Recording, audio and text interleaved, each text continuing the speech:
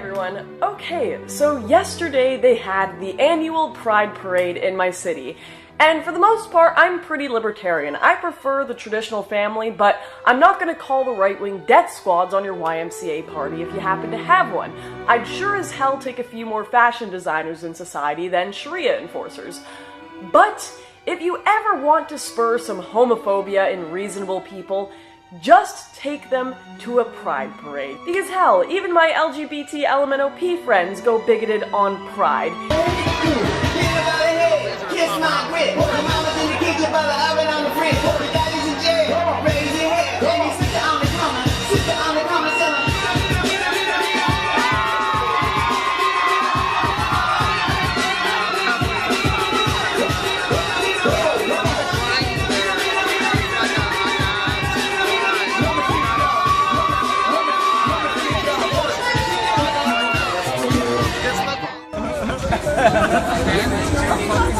The scary thing is coming. I want to be like that when I grow up.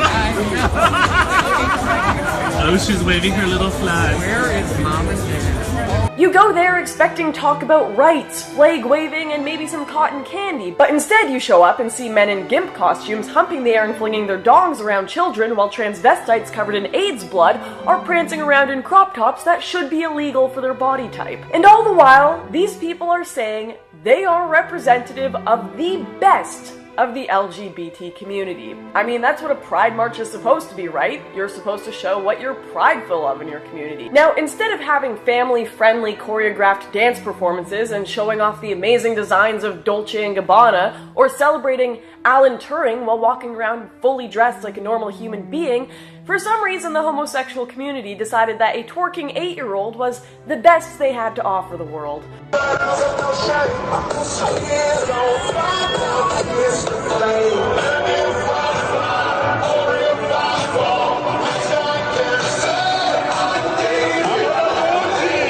And it really just leaves me sitting here thinking two things. One, holy shit, Grandpa was right, and two, holy shit, liberals want people to hate the gays. Because it really seems like things are going in that direction. I mean, we spent forever laughing at old conservatives who would go on rants about the slippery slope of legislating homosexual marriage, and now we're here in the current... I wanted to take an opportunity here to talk about pride, and particularly why all pride is not created equally. To say that there's a narrative on the alt-right that this new blooming of white nationalism is just a benign form of white progressive pride. That if we have black pride marches and gay pride marches, then how come the Nazis can't be proud of being white, or be proud of being straight? That's another meme-worthy alt-right talking point that popped out a couple of months ago on the right wing. You know, why isn't all pride created equally? I'm going to explain what the relevance is of gay pride and the difference between expressing pride as a means of empowerment and expressing pride as a justification for supremacy. So, if a person, you know, I can only speak in my own context, in my own country, in my own culture. So, in the context of American culture, the majority of American history has been a story of shame, a story of privileged, wealthy, white men shaming people for being female, that somehow it makes them lesser or weak or less capable, shaming people for being black, implying that somehow it makes them savages or subhuman mongrels. The degeneracy narratives that majority white cishet conservatives have till this day, coming right out of Lauren Southern's mouth, the standard degeneracy narrative of gay people are their genitals. Gay people define themselves by what they do in the bedroom. It's, prudes like Lauren Southern and Brittany Pettibone and the other trad wives, trad waifus, seem to really operate on Freudian projection when they're pointing at other people and defining these kind of things of, you're defined by what you do in the bedroom. No, you are obsessed with what I do in the bedroom. You are obsessed with being disgusted by what I do in the bedroom. You are obsessed with being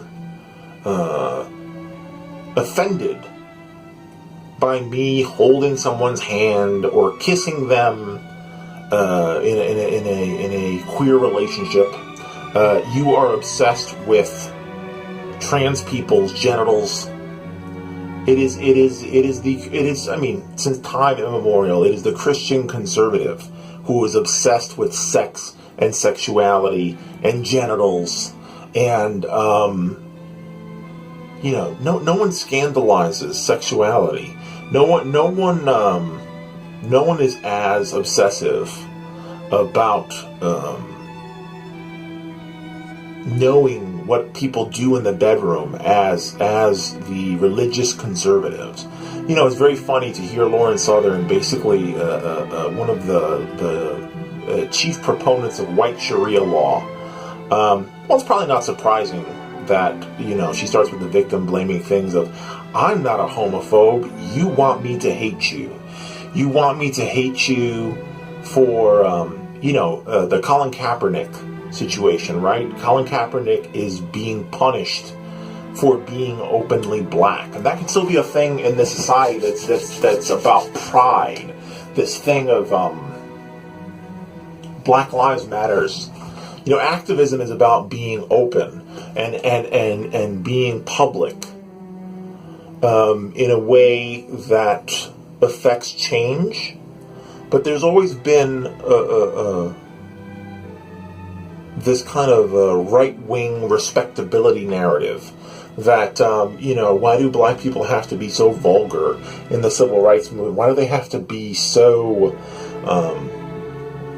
passionate in their blackness? Why do they have to express their blackness so aggressively? And I think that's interconnected with the way that they shame gay people about expressing our sexuality. You trad wives, you trad cons, you make us have to express ourselves and our sexuality in this public way because you bury it. You bury it. You demonize it. To me, my personal opinion of pride parades growing up in New York and growing up as a man who has romantic relationships with men is that they demonstrate that the gay community is not scared, demonstrate that the LGBT community is not going to be cowed, demonstrate that sexuality of all kinds, including the kinky stuff, should be celebrated. The LGBT community has been at the forefront of public sexual expression. I don't think that repression of the human body is healthy. I don't think that we should pretend that kink doesn't exist. I don't think that we should pretend that homosexuality is something to be hushed and shushed. Meanwhile, we should make all these public exhibitions about straight people celebrating breeders, celebrating Lawrence Southern is not talking about the many thousands of dollars that people spend to make a big public function out of straight people joining their genitals together. She's not making arguments against baby showers and people making vulgar displays of their fertility.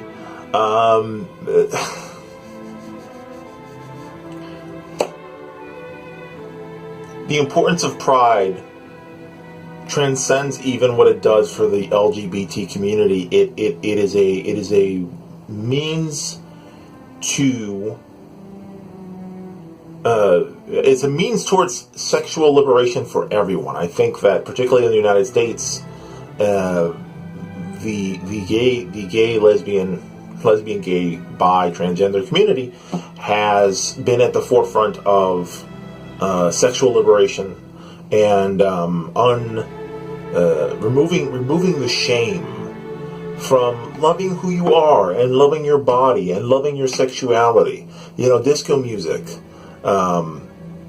was an expression of sexual liberation that started in the gay community and then played out for straight people, and it did enrich, it did